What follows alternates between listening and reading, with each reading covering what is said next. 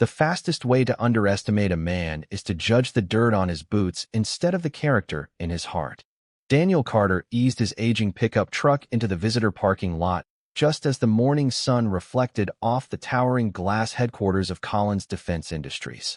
The truck was nearly 20 years old, its faded blue paint carrying scratches earned from thousands of honest workdays, and the flatbed behind it held several carefully secured steel containers wrapped beneath heavy tarps. Beside him, his 9-year-old daughter Emma looked out the window with wide blue eyes that never seemed to notice old paint or worn seats. She only saw adventures. "Is this where they build the ships, Daddy?" she asked while hugging the small wooden model destroyer she had spent the past month assembling in the scrapyard workshop. Daniel smiled warmly. "Some of the ideas that protect those ships begin here." Emma grinned proudly. "Then maybe one day they will use one of ours." Daniel reached over and gently straightened a loose strand of her blonde hair. Dreams have a funny way of finding people who keep building them. Together, they stepped from the truck. Daniel wore clean work jeans, a neatly pressed denim shirt, and sturdy work boots still carrying faint traces of metal dust that no amount of scrubbing ever completely removed. His appearance reflected years of honest labor rather than polished boardrooms. Employees entering the building glanced toward the pickup before continuing inside, paying little attention to the father carrying a weathered leather folder beneath one arm and a small lunch cooler beneath the other. Emma skipped happily beside him, completely unaware that some people had already decided who her father was before hearing a single word. Inside the spacious lobby, polished marble floors reflected enormous American flags hanging beside displays celebrating decades of defense innovation. Executives in tailored suits crossed the room with confident strides, while television screens quietly displayed company achievements. Daniel approached the reception desk with calm courtesy. "Good morning," he said. "I am Daniel Carter. I have an appointment to deliver specialty reclaimed alloy samples requested by your engineering department." The receptionist smiled politely as she checked the schedule. Before she could answer, confident footsteps echoed across the marble floor. Rebecca Collins, the company's chief executive officer, emerged from a nearby conference room surrounded by senior executives and visiting investors. Every conversation nearby seemed to soften as people instinctively made room for her. She carried herself with the effortless confidence of someone accustomed to making decisions that shaped billion-dollar contracts. As she walked past the reception desk, her eyes briefly settled on Daniel's work clothes, then shifted toward the aging pickup visible through the lobby windows. One executive quietly whispered something in her ear, pointing toward the steel containers waiting outside. Rebecca stopped. She turned fully toward Daniel with a composed expression that revealed neither curiosity nor welcome. "The delivery entrance is around the back," she said. Daniel answered respectfully. "I am actually here for a scheduled meeting with your engineering division." Rebecca glanced once more at his dusty boots before speaking loudly enough for several nearby guests to hear. "Go back to your scrapyard. We are discussing national defense, not recycling projects." A few restrained chuckles spread through the lobby. One investor smirked before looking away. Emma slowly reached for her father's hand, her small fingers wrapping tightly around his rough, calloused palm. She looked up with quiet confusion. "Daddy," she whispered, "did we come to the wrong place?" Daniel looked down at his daughter, and instead of anger, embarrassment, or frustration, his face carried only the gentle calm she had known her entire life. He squeezed her hand reassuringly and offered the same warm smile that had carried both of them through every difficult season. "No, sweetheart," he said softly. "Sometimes people only see what is right in front of them." Then, just as Daniel calmly turned toward the entrance without another word, the distant sound of approaching sirens echoed outside the building, followed by the unmistakable arrival of a military motorcade that caused every conversation in the lobby to fall completely silent. The sharp rhythm of motorcycle escorts echoed across the front plaza as black government vehicles rolled through the security gate one after another, their polished surfaces reflecting the morning sunlight across the glass walls of Collins Defense Industries. Every conversation inside the lobby dissolved into whispers. Receptionists stood a little straighter. Executives instinctively adjusted their jackets. Even the investors who had quietly laughed only moments before turned toward the entrance with growing anticipation. Rebecca Collins glanced at her watch before speaking to one of her assistants. The Admiral is exactly on schedule. Her voice remained calm, but everyone around her understood the importance of the visit. Collins' defense had spent months preparing for the inspection and the possibility of securing a contract that could shape the company's future for years. Daniel Carter quietly stepped away from the reception desk, gently guiding Emma toward a bench near the lobby windows. He had no desire to interrupt anyone's schedule. Emma looked up at her father with innocent concern still lingering in her bright eyes. "Daddy," she asked softly, "are we leaving now?" Daniel knelt beside her until they were eye level. "Only if the engineers no longer need the materials we brought." Emma glanced toward the steel containers resting securely in the back of the pickup truck. "You worked really hard on those." Daniel smiled. "Good work is never wasted, sweetheart. Sometimes it simply finds the right place at the right time." Emma nodded as though that answer explained everything. She carefully placed her wooden model destroyer across her lap and began tightening one tiny railing that had come loose during the drive. Daniel watched her with quiet pride. The little workshop behind his scrapyard had become more than a place to sort reclaimed metal. It had become the place where he taught Emma that broken things could become useful again if someone cared enough to rebuild them. Nearby, an older maintenance employee pushing a supply cart slowed his pace after noticing the father and daughter. He watched Daniel patiently help Emma adjust one of the tiny pieces on the model ship without taking over the task himself. "Easy," Daniel said gently. "Do not force it. Metal remembers patience better than pressure." The older employee smiled to himself before continuing down the hallway. Those words sounded less like instructions about a model and more like lessons about life. Outside, uniformed military personnel opened the rear doors of the lead vehicle.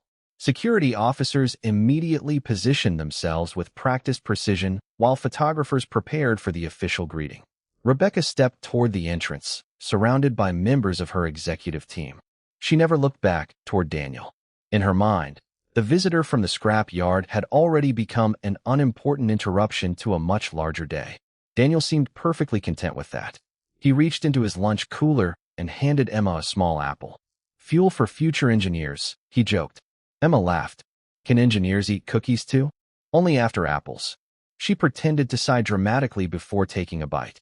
Daniel laughed quietly, and for a brief moment the enormous lobby felt smaller, warmer, almost ordinary despite the important guests arriving outside. The revolving doors slowly turned as a distinguished naval officer in dress uniform entered the building, accompanied by several senior officers whose rows of ribbons reflected decades of service. Every executive straightened instinctively. Rebecca stepped forward with a confident smile, extending her hand. "Admiral Reynolds, welcome to Collins Defense Industries. It is an honor to have you here." Admiral Thomas Reynolds returned the handshake politely, but before either of them could continue, his attention drifted beyond the assembled executives.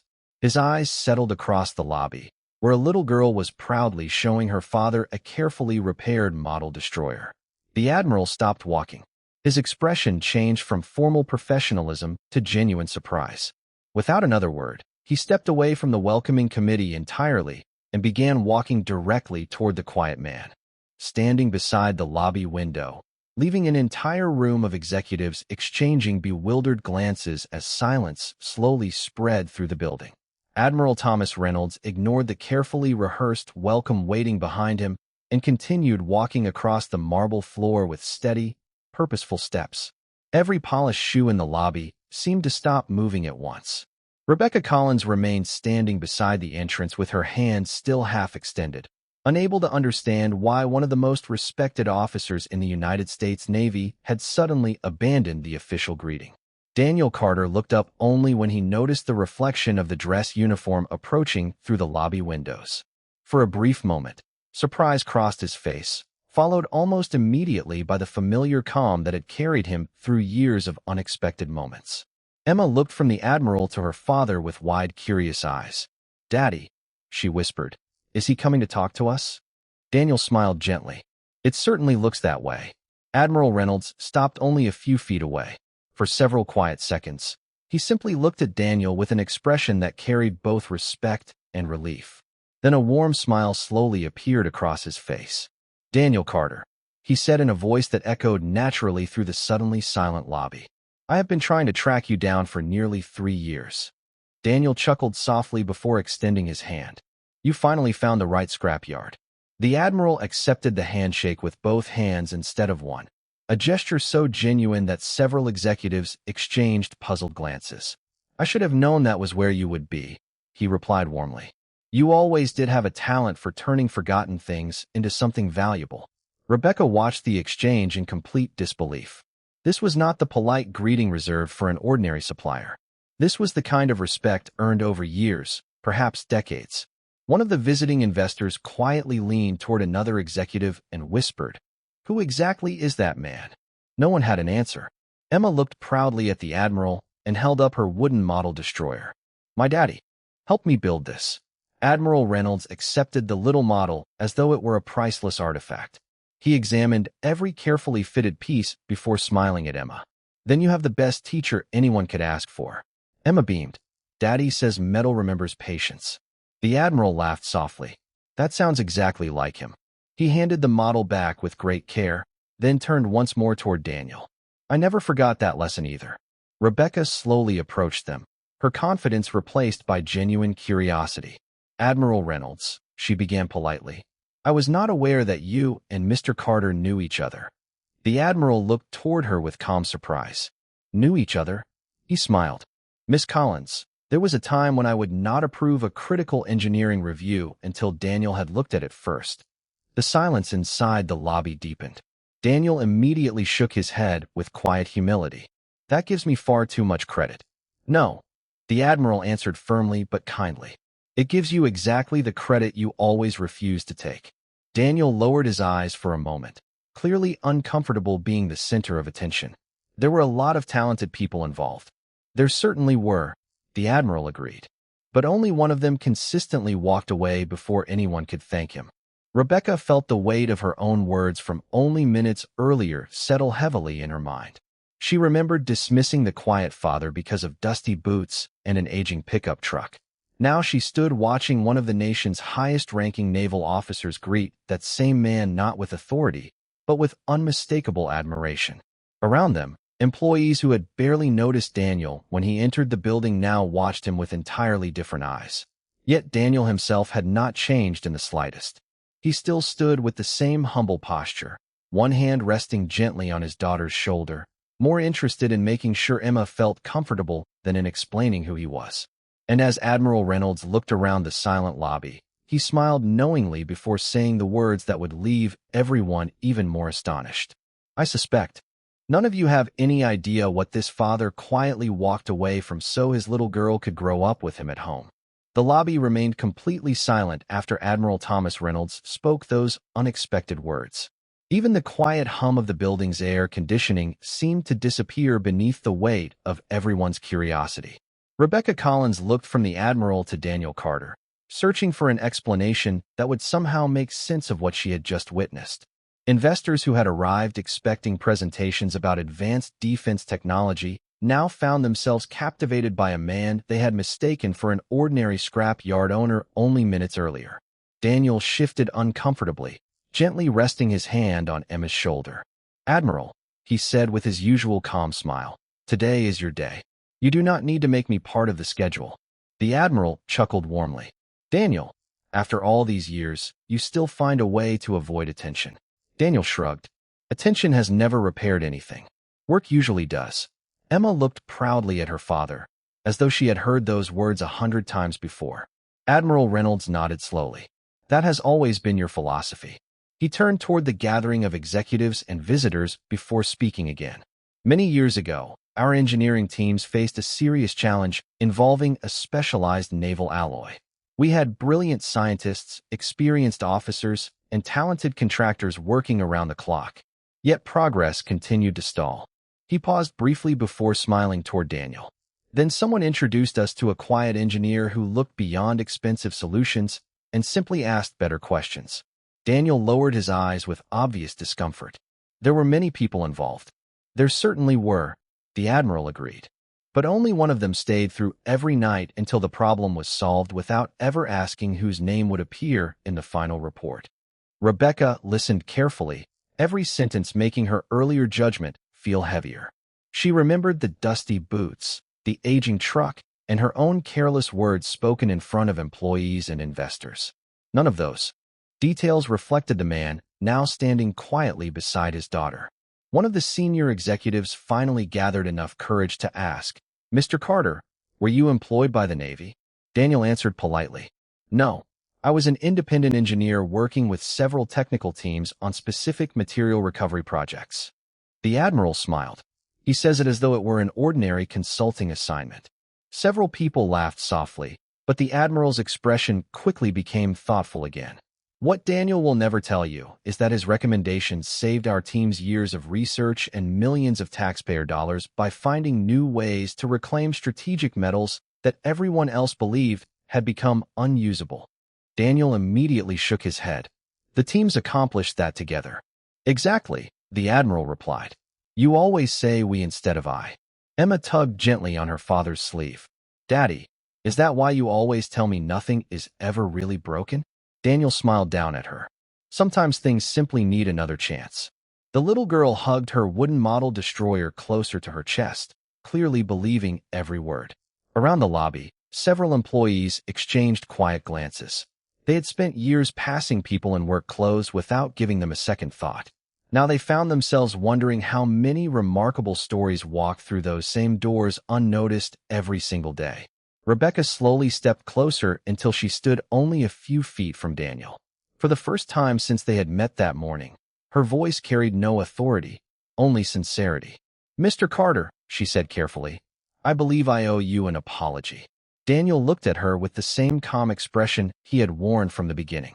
There was no satisfaction in his eyes, no resentment, and no desire to remind anyone what had been said. Before he could answer, Admiral Reynolds glanced toward the steel containers still resting in the bed of Daniel's old pickup truck outside the lobby windows. A knowing smile crossed his face. "If those containers hold what I think they do," he said quietly, "then everyone in this building is about to discover that Daniel Carter did not just bring recycled metal here today. He brought exactly the solution this company has been searching for." Rebecca Collins followed Admiral Thomas Reynolds to the front windows, where Daniel Carter's weathered pickup truck sat quietly beneath the bright morning sky, looking almost out of place among the luxury sedans and black executive vehicles surrounding it. If someone judged only by appearances, they would never imagine that the faded truck carried something capable of changing the direction of an entire defense project.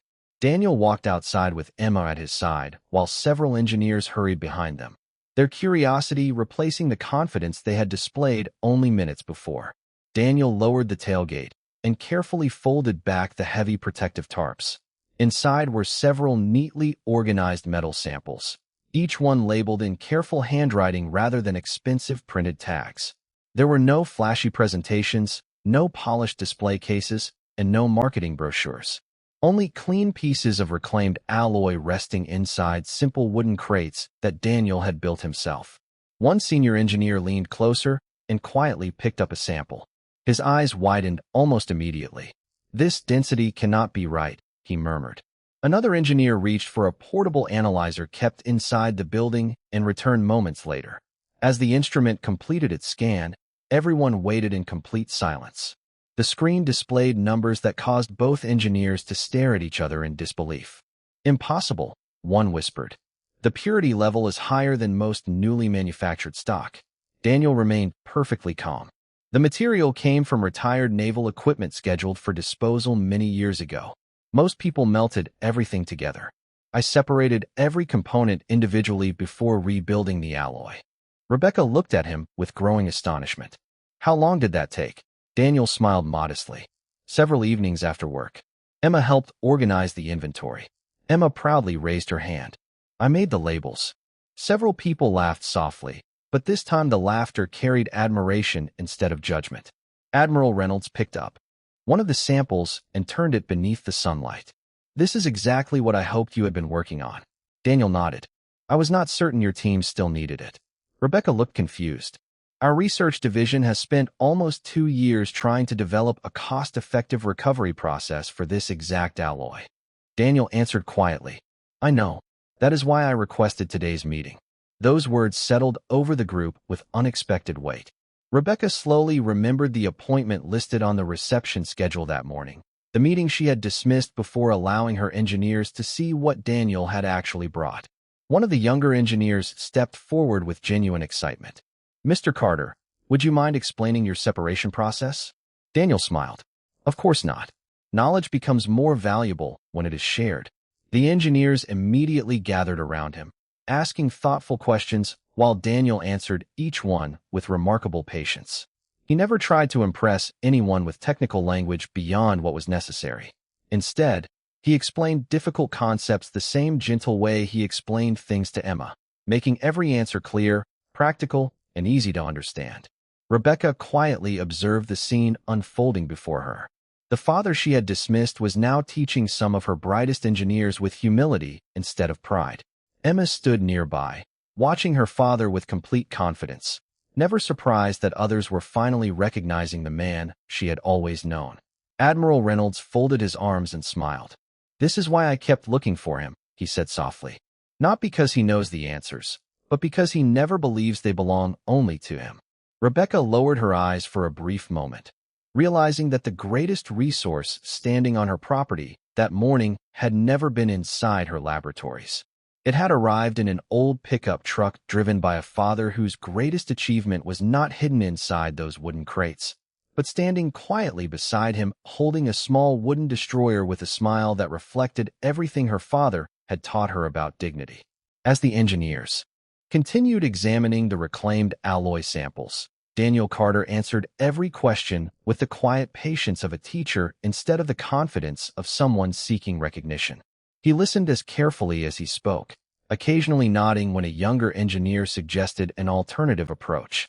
"That could work," Daniel said with an encouraging smile. "You might even improve what I started." The young engineer looked surprised. "You really think so?" Daniel nodded. "The best ideas rarely belong to one person. They grow when someone else is willing to keep asking better questions." Admiral Thomas Reynolds watched the exchange with unmistakable satisfaction. "That is exactly why every team wanted Daniel involved," he said. "He never walked into a room trying to prove he was the smartest person there. He walked in trying to make everyone else better." Rebecca Collins stood quietly beside them, absorbing every word. The image she had formed that morning no longer existed. The dusty boots, the old pickup, and the handwritten labels suddenly represented something entirely different. They reflected years of disciplined work performed without applause. She finally stepped closer to Daniel. "May I ask you something personal?" Daniel looked at her politely. "Of course." Rebecca hesitated before speaking. "With your experience and everything the Admiral has shared today, why are you running a scrapyard instead of leading a major engineering company?" The group grew quiet again. Daniel glanced at Emma, who was sitting on the lowered tailgate carefully polishing her little wooden destroyer with a soft cloth. A gentle smile crossed his face before he answered. "Because life sometimes changes the plans you thought were permanent." He paused for only a moment. "After my wife passed away, Emma needed a father who could be home before sunset more than the world needed another executive in another office." Emma looked up and smiled at him without saying a word. She had heard the story before, but every time her father told it, his voice carried gratitude instead of sadness. Admiral Reynolds slowly folded his hands behind his back. "Do you know what he turned down?" he asked. The group. Nobody answered. Daniel was offered leadership positions that most engineers spend an entire career hoping to reach. One project alone would have placed him at the center of a national research program. Rebecca looked at Daniel in disbelief. "You declined?" Daniel answered simply. "Emma had already lost one parent. I was not willing to let her lose another one to endless travel and conference rooms." The older maintenance employee who had noticed Daniel earlier quietly removed his cap for a moment before placing it back on his head, a silent gesture of respect that no one asked him to make. Several engineers lowered their eyes, reflecting on their own families waiting at home. Rebecca felt an unexpected weight settle in her heart. She had spent years believing success was measured by promotions, contracts, and recognition. Standing before her was a man who had willingly exchanged all of those things for bedtime stories, school events, and ordinary evenings with his daughter. Yet somehow, he did not seem to have sacrificed anything at all. Emma suddenly stood and walked over to her father. "Daddy, are we still going to stop for ice cream after this?" Daniel smiled. If we finish our work here, absolutely. Admiral Reynolds laughed warmly. There it is again. Rebecca looked at him curiously. What? The Admiral smiled. No matter how important the meeting, Daniel has always known which appointment matters most. Daniel chuckled quietly. Ice cream promises are serious commitments. Even Rebecca laughed, the tension finally disappearing from her face. For the first time that day, she was no longer speaking to the owner of a scrap yard or even to an extraordinary engineer. She was simply looking at a father whose quiet priorities had taught everyone around him that true greatness is not measured by the titles a person accepts, but by the promises they choose never to break. The atmosphere outside Collins Defense Industries had changed completely. What had begun as an ordinary delivery had quietly transformed into an open exchange of ideas, with engineers surrounding Daniel Carter not because of his reputation, but because every answer he offered solved another practical problem. The morning breeze carried the faint scent of machine oil from the reclaimed alloy, while sunlight reflected across the polished metal samples resting inside the wooden crates. Daniel answered another technical question before gently closing one of the containers. The rest can wait until your team has time to study the first results, he said. There is no need to rush good work. Before anyone could respond, one of the company's senior project managers hurried out of the building holding a tablet with visible concern.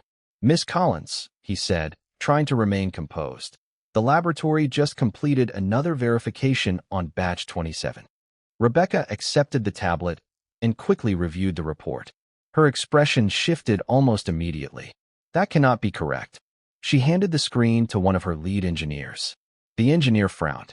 The structural consistency dropped again. Another engineer quietly added, if these numbers are accurate, the material cannot meet the Navy specifications. A heavy silence settled over the group.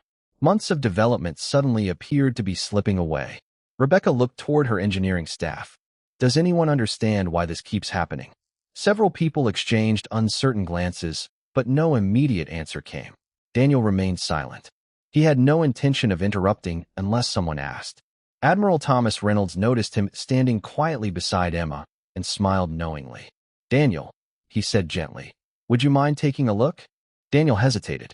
Only if your engineers are comfortable with another opinion. The lead engineer immediately nodded. Please. Rebecca handed Daniel the tablet. He studied the laboratory charts for less than a minute before asking a simple question. May I see one of the failed samples? The engineer retrieved a small section of alloy from a protective case. Daniel held it beneath the sunlight, slowly rotating it in his hands before lightly tapping it with his wedding band, which he still wore as a quiet reminder of the life he had shared with his late wife. The clear metallic tone echoed softly. Daniel smiled almost immediately. Your recovery process is working. The engineers looked confused. Then why are the tests failing? Daniel pointed toward a narrow section near one edge. Because this was overheated during the final cooling cycle. One engineer quickly objected. The temperature logs were within specification. Daniel nodded. The furnace temperature was. The transport rack temperature was not. The group fell silent. Daniel continued calmly. The alloy is leaving the furnace correctly, but the storage rack beside the cooling station is holding heat longer than expected. It is reheating one side by just enough to change the grain structure before stabilization. Several engineers immediately opened the production records. One of them suddenly looked up in astonishment. The replacement racks were installed 6 weeks ago. Another engineer compared the maintenance dates. That matches every failed batch. Rebecca stared at Daniel in disbelief. You figured that out from one sample. Daniel smiled modestly. No, the sample simply reminded me of a mistake I made many years ago. Admiral Reynolds folded his arms with quiet satisfaction. That is experience speaking. Daniel gently handed the sample back to the engineer. Every mistake leaves behind a lesson if we are willing to listen instead of becoming embarrassed by it. The engineers hurried inside to verify the production line, while Rebecca remained standing beside Daniel. For a long moment, she simply watched the father whose wisdom had quietly saved another project without asking for recognition, applause, or reward. Then, as Emma slipped her small hand into her father's again, Rebecca realized something even more remarkable than Daniel's engineering talent. The man who had solved problems worth millions of dollars still measured the success of his day by whether he would make it in time for ice cream with his daughter. 3 weeks later, the late afternoon sun cast long golden shadows across Daniel Carter's scrapyard, turning stacks of carefully organized steel into walls of warm amber light.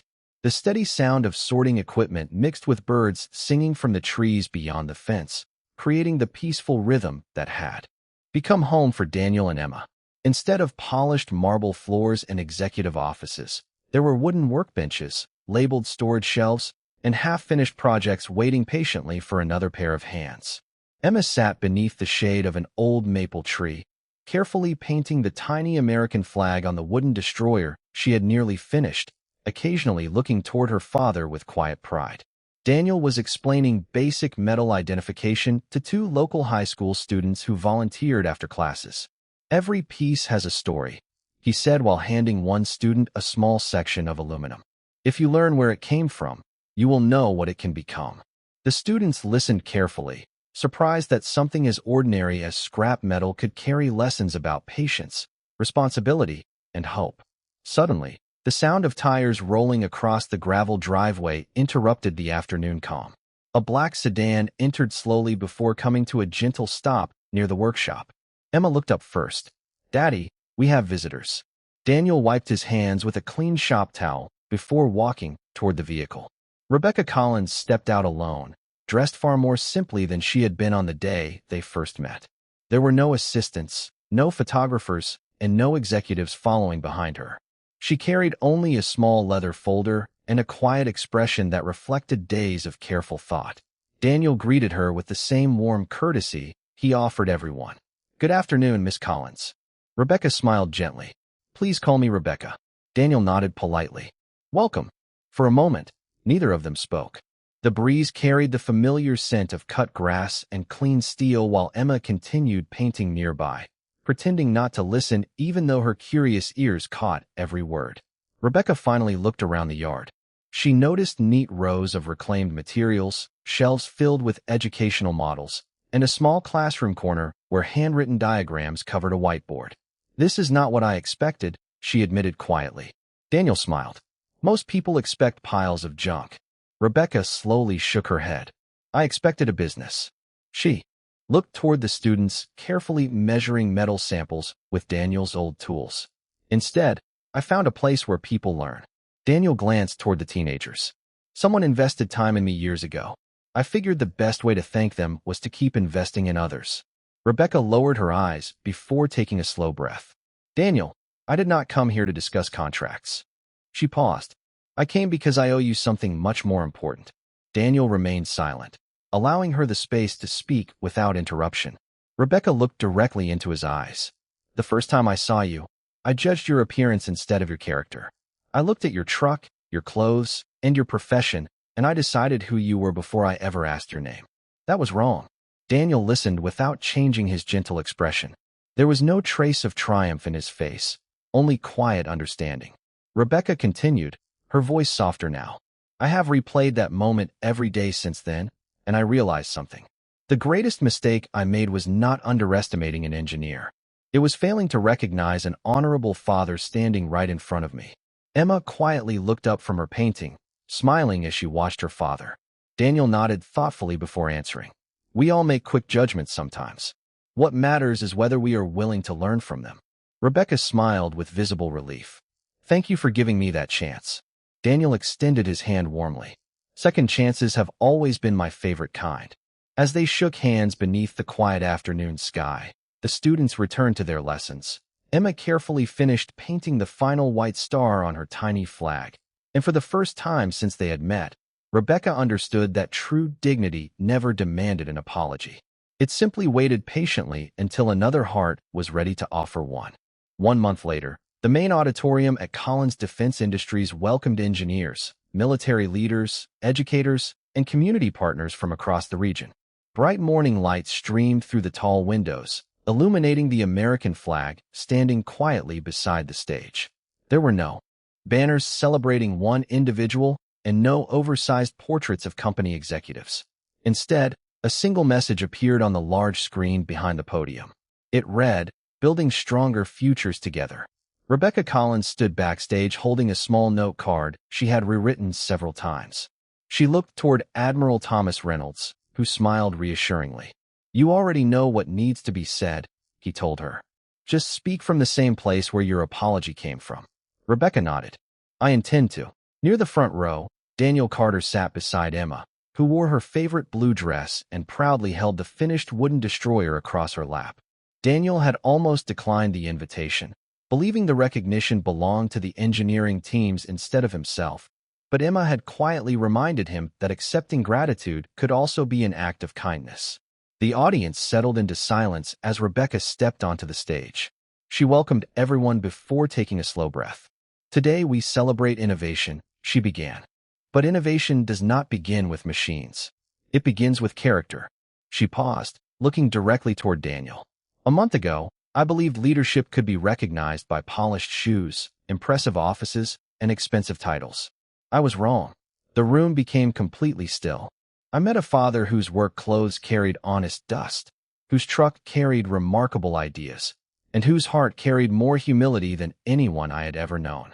Before I learned his name, I judged his appearance. Before I understood his story, I underestimated his value. That mistake changed me." Rebecca turned toward Daniel with a grateful smile. "Daniel Carter, would you and Emma please join me on the stage?" Soft applause filled the auditorium as father and daughter walked forward hand in hand. Daniel looked slightly uncomfortable with the attention, while Emma smiled confidently, proud simply to be walking beside her father. Admiral Reynolds stood before anyone else did. One by one, every person in the auditorium rose to their feet until the applause became a quiet standing ovation filled not with excitement, but with genuine respect. Rebecca waited for the room to settle before continuing. "Today we are announcing a new partnership that will support reclaimed material research, technical education for young students, and apprenticeship opportunities for veterans transitioning into civilian engineering careers. Daniel Carter has agreed to serve as our senior community innovation advisor." Daniel smiled modestly. "Only if we remember this belongs to everyone willing to teach." Rebecca nodded. "Exactly." She then reached into a small presentation box and removed a simple engraved nameplate. It did not mention awards or achievements. It read only, "Daniel Carter, engineer, mentor, father." Emma looked at the nameplate, then looked up at her father with shining eyes. "That is my favorite title," she whispered. Daniel gently squeezed her hand. "Mine too." Admiral Reynolds stepped beside them and addressed the audience one final time. "In my career, I have met remarkable officers, brilliant scientists, and extraordinary leaders. But the people who leave the deepest mark are those who quietly choose integrity when nobody is watching." Daniel has always reminded us that service is not measured by applause. It is measured by the lives we help build. The room fell into a peaceful silence that no speech could improve. Sunlight reflected softly across the little wooden destroyer in Emma's hands, the same model that had quietly witnessed every turning point of their journey.